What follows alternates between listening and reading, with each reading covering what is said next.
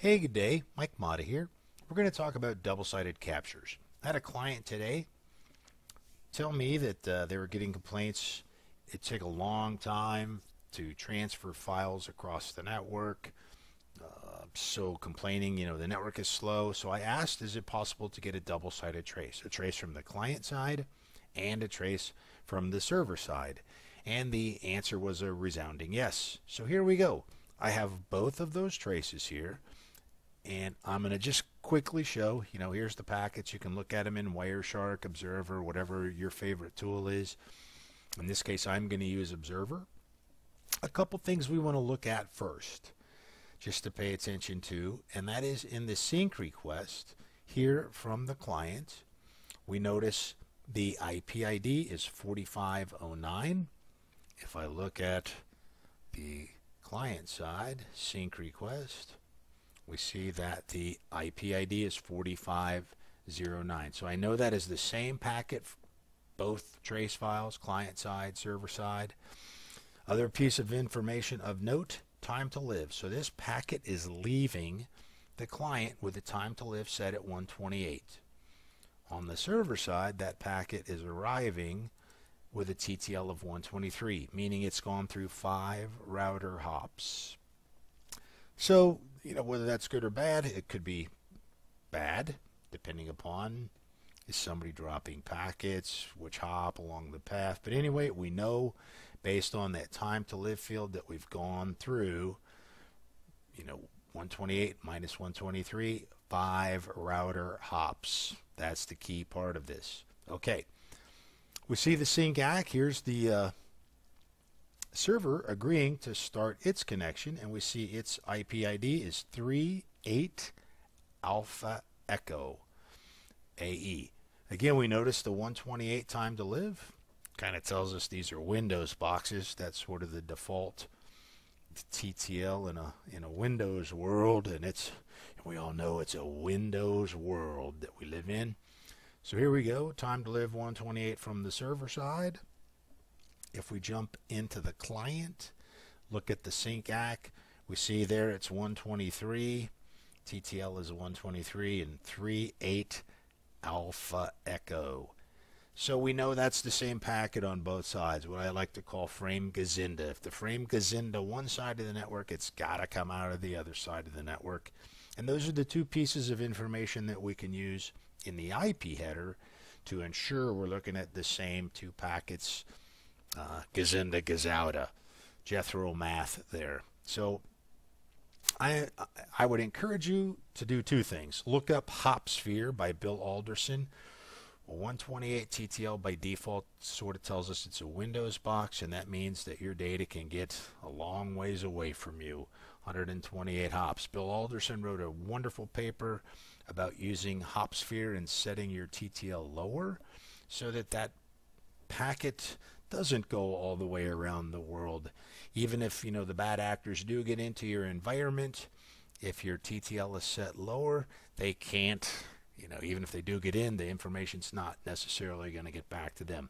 I also encourage you to go to my site, mnex.biz. If you haven't been there, you're probably there looking at the video. Download the frame header information, frame header spreadsheet. This has all that TTL information, the default TTL information that we just talked about in it. So I encourage you to get that. Have that in your arsenal of information. Okay, back to, I'm going to use the easy button here now. I'm going to look at the server side first. Go to the easy button and expert analysis of Observer. Again, Observer is a paid for tool. We could do this in Wireshark. I'm not downing Wireshark. Thank you, Gerald Combs. Wonderful guy. Great free tool. Sniff free or die. But you get what you pay for. And in this case, Observer, I can get things done a little faster. I can do it in Wireshark, but we're going to use Observer. It's a little quicker. So what we see, our network round trip time, 40 milliseconds. So we know it took, 40 milliseconds to get from client to server and back. We also notice there are over 1,000 retransmissions from the server, some low windows on the client side. But this is kind of disconcerting. 1,251 retransmissions from the server. That's going to cause things to be slow. So what we want to verify is, who, what, where, when, and why. What's the cause of that? And the easy way to do that is to use connection dynamics. And because I'm lazy, we see the three-way handshake. I'm just going to go Tools, Find Packet, Error Packet, and I'm going to search for any recent packet since it told us there were retransmissions. And it takes us here to frame 162. You notice here, Observer tells us this packet was sent in frame 107. I can see the sequence number, 2446. If I go back to frame 107, right there, frame 107, we see that sequence number, 2446. So we know that the server did send that particular frame, and the client is asking, here we see it's yellow, the client is asking for the server to retransmit that particular segment based on that ACK number, 2446. I don't want to teach you about SACs. Go see my other video if you want to know about SACs. But if we double click that, you'll see that this is an actual SAC. It's a selective acknowledgement. It's telling the server that it has received this segment from this sequence number to this sequence number, but it needs the server to fill in from this sequence number, the ACK number, 42446. It needs the server to retransmit from that sequence number to the left edge of the block that it's missing that segment or two based on, the math. Again, very easy to see that right here. So it's told the server, I need for you to retransmit that particular packet. And the server does retransmit that, 2446. We see that right there. So now the question becomes, did the client get that packet or not? We know the server sent it.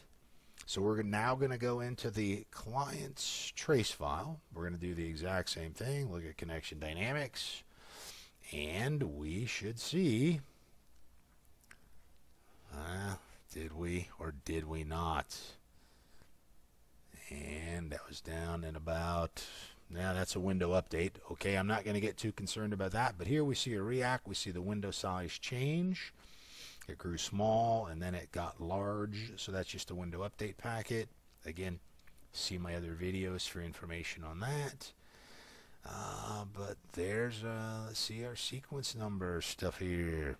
Ooh, we're seeing some skipped packets, so that's already telling us that things are getting out of order on the client side. Oh, and there's our react on the client side for that same 42446. So we know the server sent that packet. We know the client did not receive that packet because it's telling us right there, I need you to retransmit. Here's our SAC. So I need you to retransmit from this particular sequence number to the left edge. So this is one of those definitive ways with a double-sided capture I can prove the server did send this particular frame. Right there, it told us in frame 107. So it did send it. The client, for whatever reason, did not receive it. And the only reason the client would not have received that particular frame is that something along the path, those 5 hops, dropped that packet. And there's probably more. Obviously thousands of them in this particular case. I don't need to walk you through 1,000. My favorite line out of a movie, if you can dodge a wrench, you can dodge a ball.